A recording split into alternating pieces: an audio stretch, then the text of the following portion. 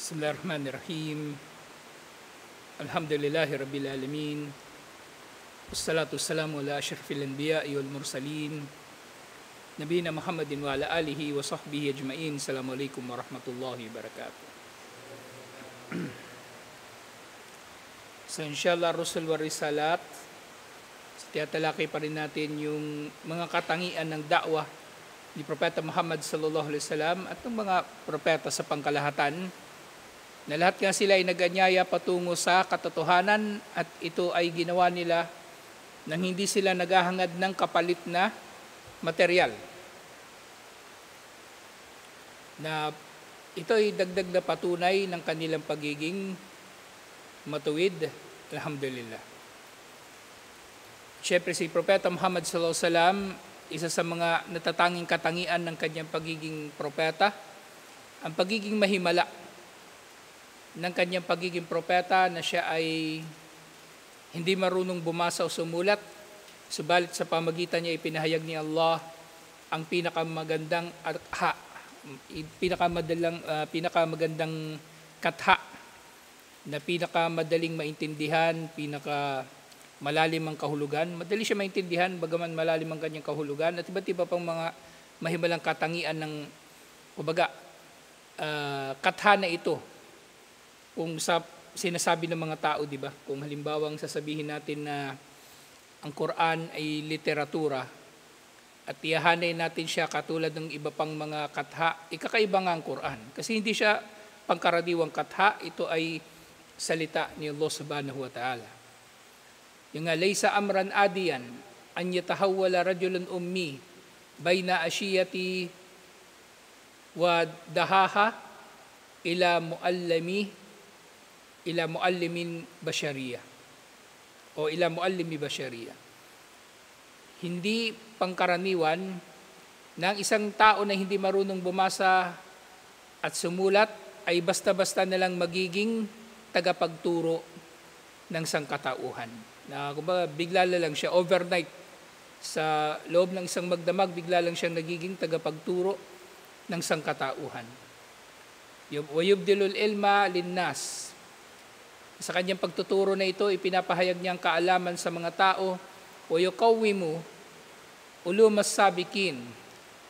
At siya ay kumbaga nagpapahayag tungkol sa mga nangyari nung nakaraan. Wa yubayyinu ma fiha min tahrifi wa tagyir. At sa kanyang mga natanggap na kapahayagan ay nililinaw ang kung anumang mga nangyari doon sa mga nakalipas na mga kasulatan sa Bible, lalo na sa Old Testament, sa New Testament, sa Torah, sa Injil. Pinapahayag sa Quran na pangunahin na tinanggap ni Propeta Muhammad sallallahu alaihi wasallam. Siyempre, yung sunnah kasi ay kapahayagan din sa kanya dahil nangyari ang mga ito sa gabay ni Allah, na ipabatid sa pamagitan ng Quran ang anumang mga pagbabago na nangyari sa kasulatan ng mga Hudyo at mga Kristiyano. Laqad kana hada dalilu yajulu fi nufusi ahli Makkah. At ang patunay na ito ay isang bagay na bumubulabog sa isip ng mga taga-Makkah, ng Quraysh, ng kuffar ng Quraysh, na hindi nga nila matanggap. Fahum ya'rifuna Muhammadan sallallahu alaihi wasallam qabla an ya'tiyahum bima atahum bihi. Nakikilala nila si Propeta Muhammad sallallahu alaihi wasallam noon pa. Bago pa man dilana ni Propeta Muhammad sallallahu alaihi wasallam sa kanila ang dala niyang mensahe, wa ya'lamuna ummiyatahu. At nalalaman nila na siya ay hindi marunong bumasa o sumulat at wala siyang anumang kakayanan na pangliteratura. Hindi siya makata, hindi siya nagre-recite ng mga tula, hindi siya nagkakabisado ng mga tula. So paano ngayon ang kanyang nire-recite ay napakaganda ang pagkakapahayag nito, na kahit ang pinakamatindi sa Quraysh, sina Abu Jahal, sina Utbah, sina Abul Walid, kinikilala nilang inam ng paraan ng pagkakapahayag sa Quran. Kung ihahambing nga ito sa katha ng tao, kumbaga, napakainam nga nito bilang katha, kumbaga. Pero hindi nga ito katha, ito ay salita ni Allah subhanahu wa ta'ala. Walidhalika, lam yakun minhum illa at tamahulu wa juhudil haqqi ba'da ma'rifatihi. Kaya wala silang anumang nagawa laban sa dala ni Propeta Muhammad sallallahu alaihi wasallam, liban na lamang sa matinding pagtanggi at paglaban sa Quran at sa kapahayagan kay Propeta Muhammad sallallahu alaihi wasallam matapos na ito ay kanilang makilala o matapos na ito ipinahayag sa kanila. So merong aya binanggit dito sa suratu Al-An'am chapter 6 verse 33. Sinabi ni Allah, فَإِنَّهُمْ لَا يُكَذِّبُونَكَ وَلَكِنَّ الظَّالِمِينَ بِآيَاتِ اللَّهِ يَجْهَدُونَ. Ang kuffar ng Quraysh, hindi ikaw ang pinasisinungalingan nila, Muhammad sallallahu alaihi wasallam. Ibig sabihin, sabi dito ni Allah, sa totoo lang, wala naman silang problema sa iyo eh.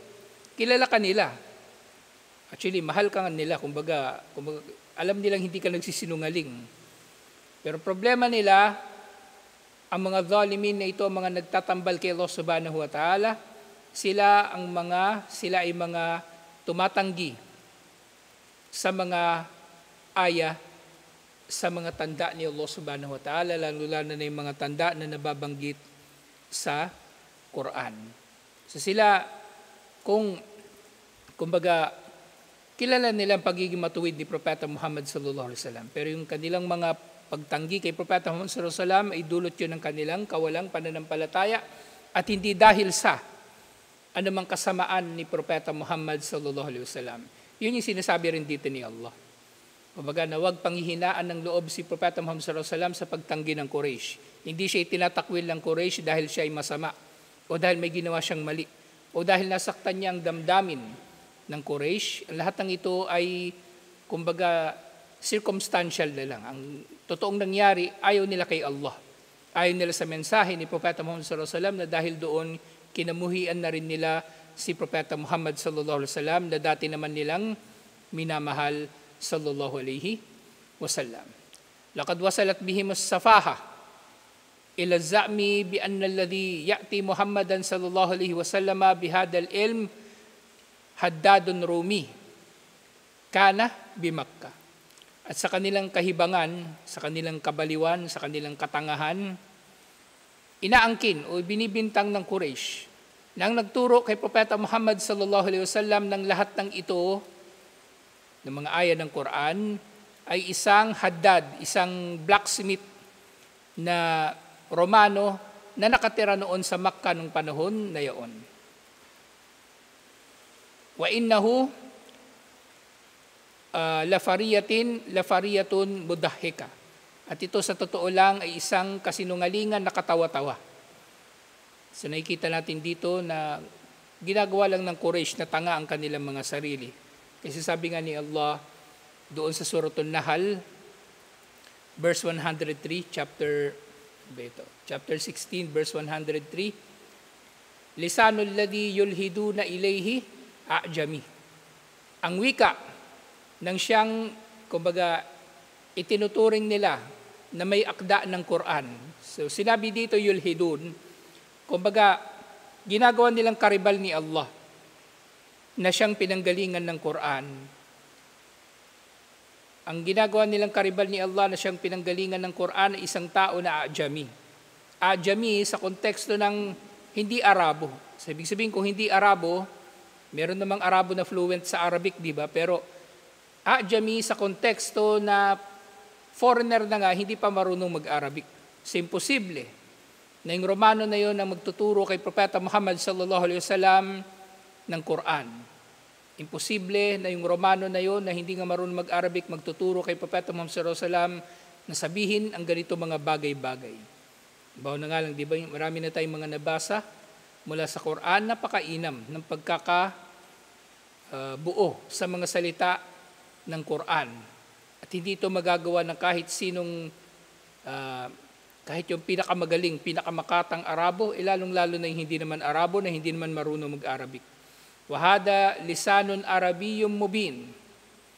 Ang wika ng blacksmith na binibintang nila na nagturo kay Propeta Muhammad sallallahu alaihi wasallam ng Quran, kasi sinasabi nila, Romano ang nagturo nito. Kasi maraming nilalaman ng Quran na mga turo na meron ding nababanggit doon sa lumang tipan lalo na.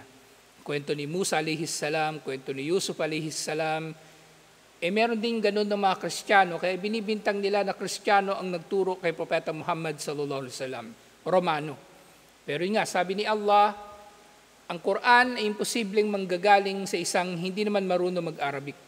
Ang Quran ay nasa wikang Arabic na malinaw. At hindi kumbaga wikang Arabic na Karabaw Arabic o mali-maling Arabic na maaring magiging wika ng Romano na yon kung siya man ay magtatangka, mangangahas, magpupumilit na magsalita ng Arabic. Alhamdulillah. So napakalinaw ng argumento dito ni Allah na walang nagdulot na dumating kay Propeta Muhammad sallallahu alaihi wasallam ang Quran liban na lang sa kanya. At ngayon sumunod na usapin, ta'yidullahi li rasulihi wa nusratihi lahum. Na si Allah, siya ay tumutulong sa kanyang mga sugo at siya ay nagpapatagumpay sa kanyang mga sugo, alhamdulillah. Na katangian din ito ng mga propeta at mga sugo. Ngayon marami mga nag-aangkin na sila yung mga propeta at sugo. Kaya maaring itatanong natin sa sino man na nag-aangkin na siya ay propeta at sugo, nasaan ang tulong ni Allah kapag kinailangan mo ito? So ngayon, di ba, ang dami nag-aangkin na siya ay propeta o sugo, si Kibuloy na lang. O si Kibuloy, tarantado, nagtago sa ilalim ng lupa. O nasaan ang tulong ni Allah? Ba't nagpahuli pa siya sa pulis? O ngayon, tumakbo siyang senador. Nasaan ang tulong ni Allah? Ba't hindi siya pinagtagumpay? So ngayon, sasabihin ng tao, di ba? Maaari namang hindi darating palagi ang tulong ni Allah. Lalo na halimbawa kay Propeta Muhammad sallallahu alaihi wasallam, dumadaan siya sa napakaraming mga pagsubok.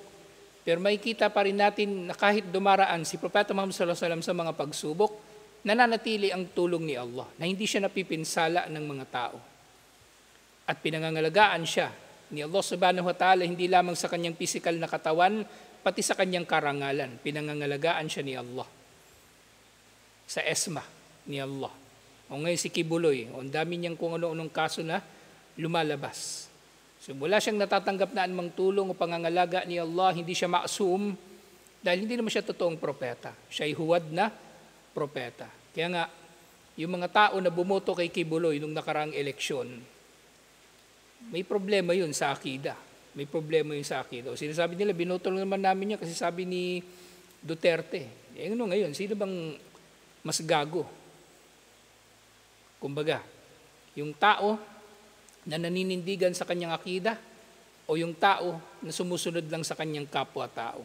Yung tao na sumusunod lang sa kanyang kapwa-tao. May problema sa akida. Yung mga bumoto ay Kibuloy, dapat sa kanila ay magtauba.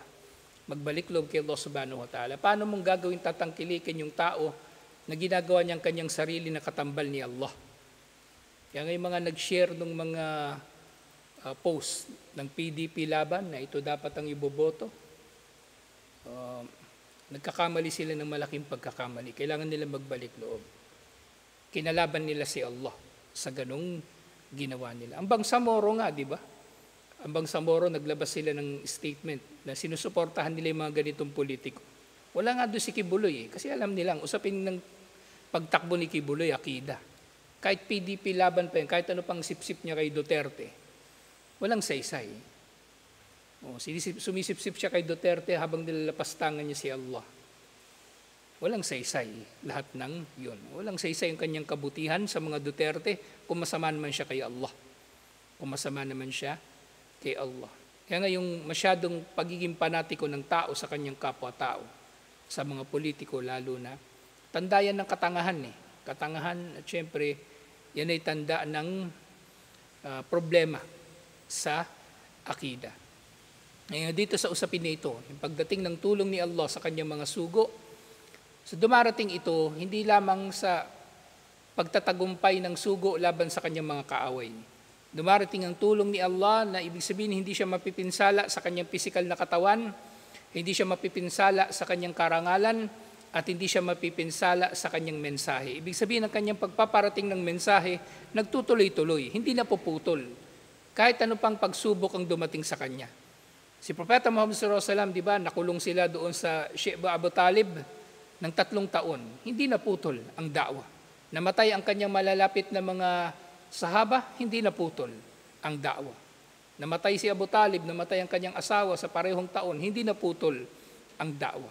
Pero yung mga tao na nagpapanggap na propeta, nakikita mo tuwing nang sila'y dinaratnan ng pagsubok o parusa na rin ni Allah, naapektuhan yung kanilang da'wa.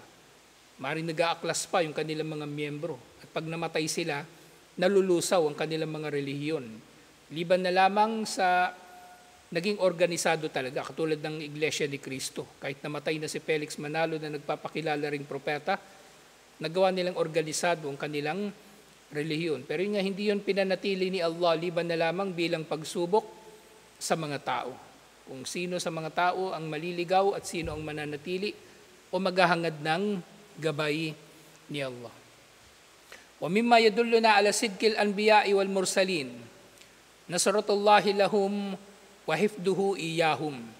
Kabilang sa pagpapatunay ng pagiging makatotohanan ng sinumang propeta o sugo ay ang tulong sa kanila ni Allah, pagpapatagumpay sa kanila ni Allah at ang pangangalaga sa kanila ni Allah. Inuna ko nang binanggit yung mga binanggit ko kanina nang sa gayon mailalagay natin ito sa tamang konteksto. Merong batayan, merong pamantayan kung ano ba yung sinasabi dito na tulong ni Allah, pagpapatagumpay ni Allah sa mga sugo at propeta. Hindi lang ito yung pagtatagumpay niya laban sa kanyang mga kalaban. Hindi. So ito primarily ay may kinalaman sa risala, sa mensahe niya, na hindi ito maapektuhan ng anumang pagsubok na dumarating sa kanya. Alhamdulillah. فَإِنَّهُ يَسْتَهِيلُ عَلَى اللَّهِ تَعَالَى أَنْ يَتَقَوَّلَ عَلَيْهِ مُتَقَوِّلٌ. So yun nga, nabanggit ko kanina yung tungkol sa pangangalaga ni Allah sa karangalan ng propeta at karangalan ng kanyang mensahe, na hindi ito masisira.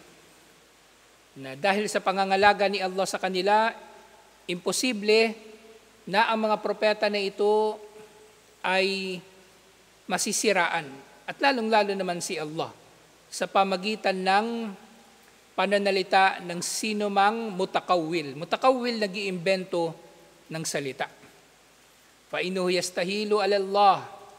Imposible na si Allah ay masisiraan ng anumang sinasabi ng tao na nag-iimbento lamang ng pananalita laban kay Allah. Siyempre maging sa sugo. فَيَدَّعِي أَنَّهُ مُرْسَلٌ مِنْ عِنْدِ اللَّهِ وَهُوَ كَاذِبٌ فِي دَعْوَاهُ.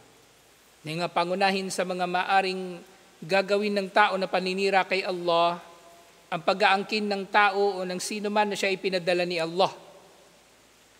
Samantalang siya naman ay sinungaling sa kanyang ipinangaanyaya sa mga tao na siya ay propeta ni Allah. So madali lang maprotektahan ni Allah ang kanyang sarili laban dito. Kasi ang tao mismo ay makakakilala kung sinong tunay na propeta at huwad na propeta. Nabanggitan natin ilang mga katangian nila. Hindi sila materyoso. Ngayon, tingnan mo yung mga nagpapakilalang mga propeta. Ang yayaman nila. Ang yayaman nila at yung mga tagasunod nila na malalapit sa kanila, mayayaman din. Ibig sabihin, hindi sila sumunod sa katangian ng mga propeta na sila ay mahirap at kahit naging makapangyarihan ng kanilang mga samahan o kanilang organisasyon o yung kanilang ummah na naitatag, nananatili silang mapagpakumbaba at hindi nagbubuhay hari. Katulad ni Propeta Muhammad sallallahu alaihi wasallam. Nasakop ng mga sahaba ang kalahati halos ng mundo ng panahon nila.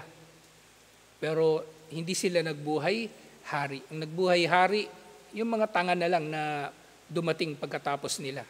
Yung mga nagari-harian mula sa dinastiya ng Umayya, ng Abbasiya at yung iba pang mga sumunod sa kanila. Kasi si Propeta Muhammad sallallahu alaihi wasallam at ang sino mang sumusunod sa manhajud nabawi, sa kaparaanan ng pamumuhay ng Propeta Muhammad sallallahu alaihi wasallam, hindi sila naging materyoso katulad lamang ni Propeta Muhammad sallallahu alaihi wasallam. Nga thumma ba'da dhalika yu'ayyiduhu Allahu wa yansuruhu. So si Allah, hindi siya masisiraan ng sino mang mag-aangkin na siya ay pinadala ni Allah. Habang ito'y nagsisinungaling sa kanyang pag-aangkin. So paanong tutulungan ni Allah ang tao na ito, na hindi naman totoong propeta? Paanong tutulungan ni Allah ang tao na ito na hindi naman propeta.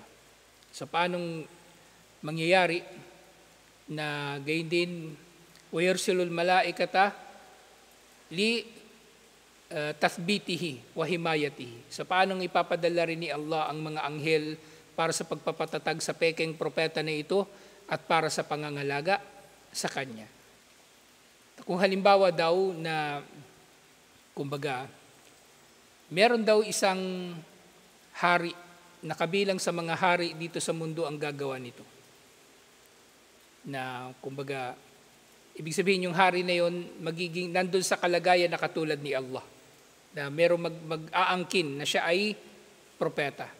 Kung halimbawa, yung hari na ito sa kanyang pamumuno, merong isa na nag-angkin na siya ay inutusan ng hari.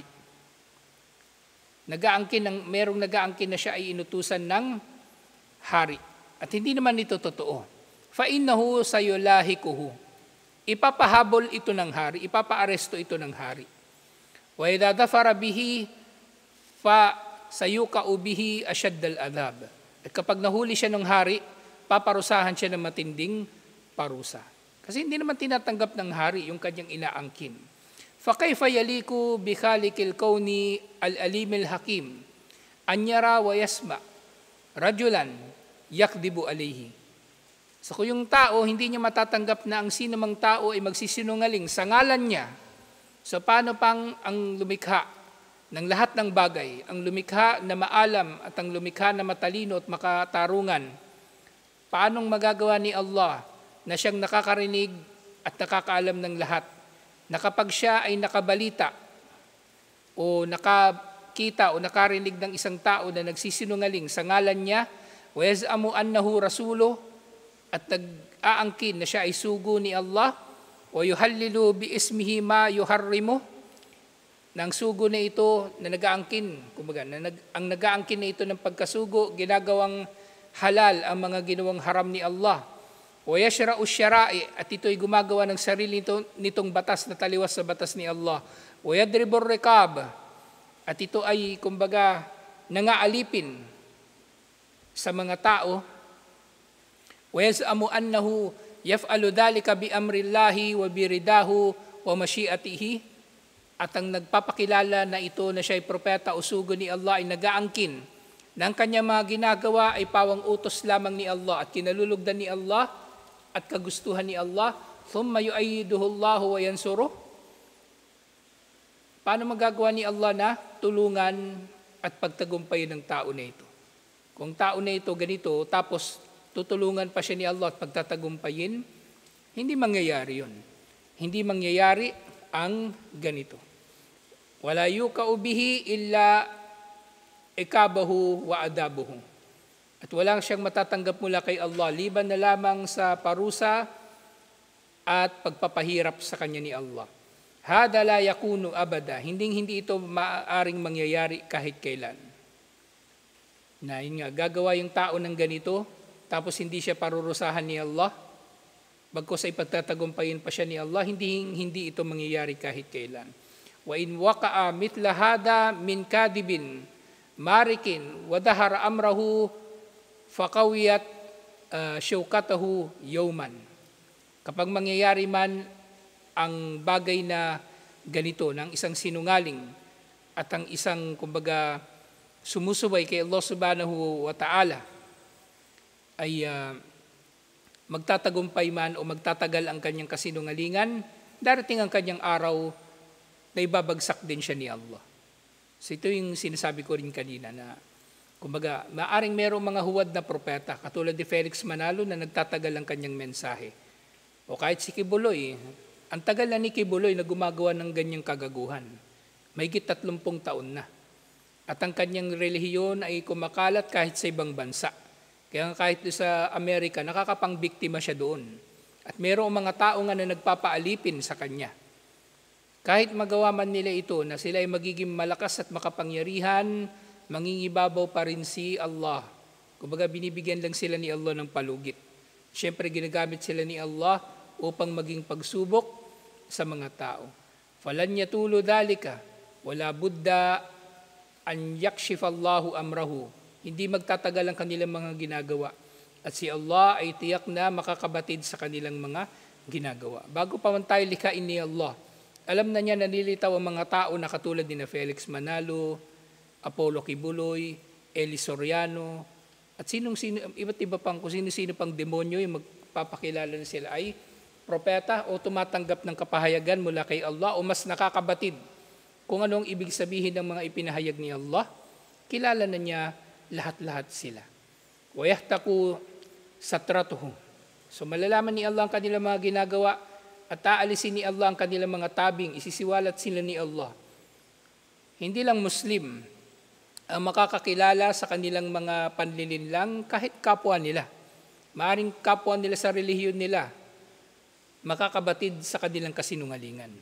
Makakabatid sa kanilang kasinungalingan. Kaya nga ang iba't ibang mga relihiyon, mapapansin ninyo sa iba't ibang mga relihiyon, habang tumatagal, parami sila ng parami. Kasi marami sa mga relihiyon na bagong lumilitaw ngayon, nanggaling lang din yan sa iba pang mga relihiyon na nauna nang naitatag.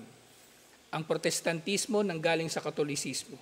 At ang Katolisismo, nahati pa ito sa iba't ibang mga charismatic movements. Diba, El Shaddai, nagpapakilala siyang Katoliko, may sarili siyang ritual.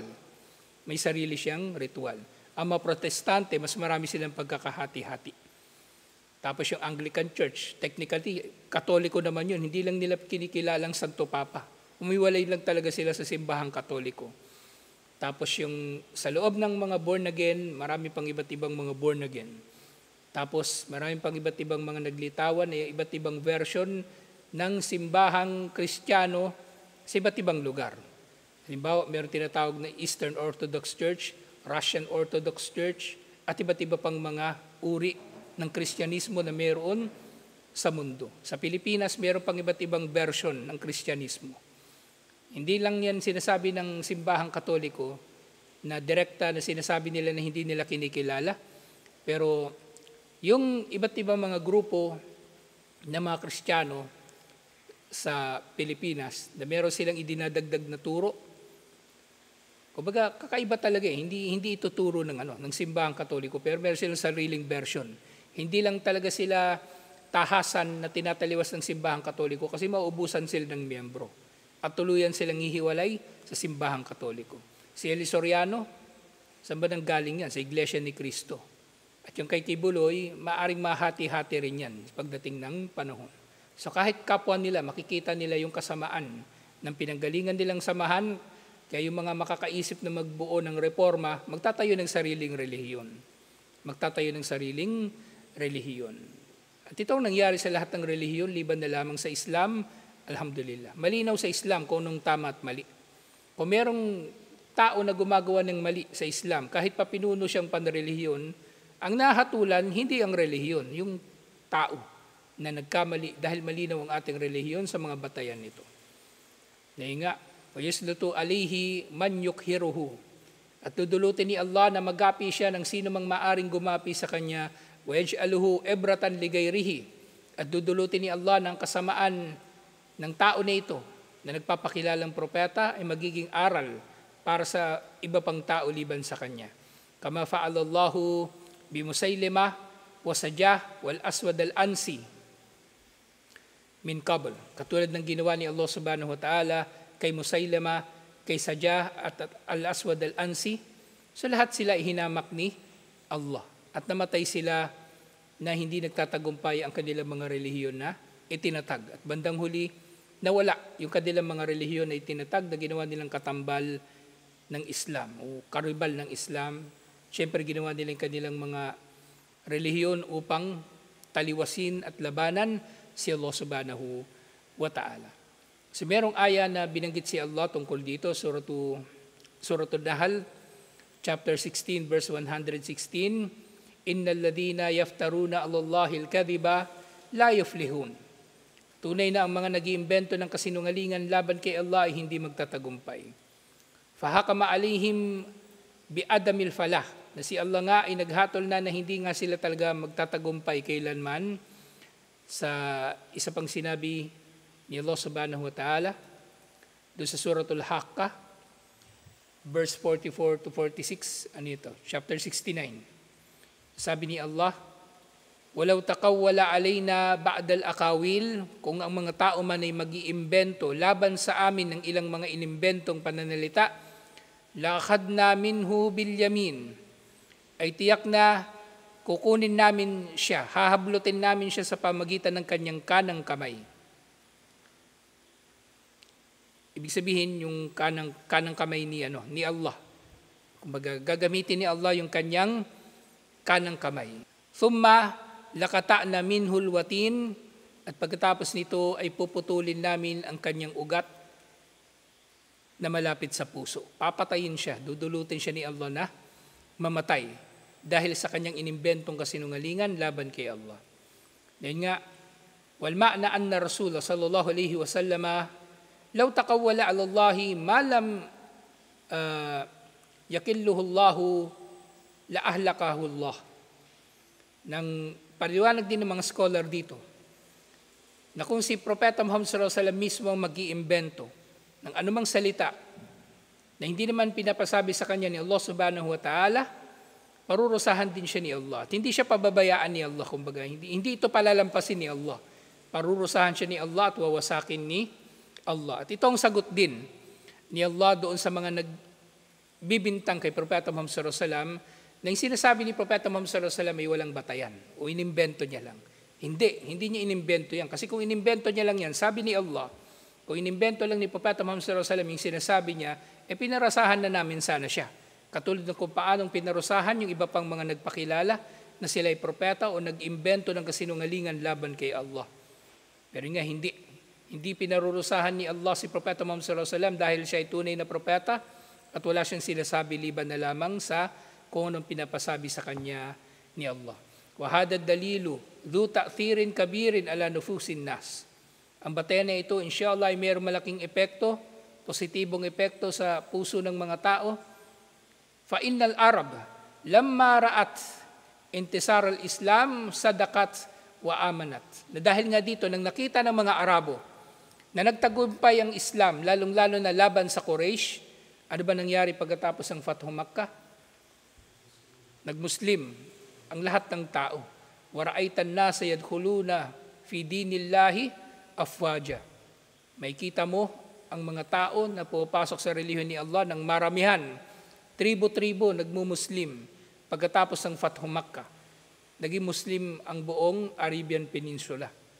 Kasi nakita nila na ang pagtatagumpay ng sino mang propeta ay dalil na siya ay makatotohanan, na siya ay pinagtagumpay ni Allah. Actually, ang lahat ng mga hari sa mundo, lahat ng hari, lahat ng may monarchy, lahat ng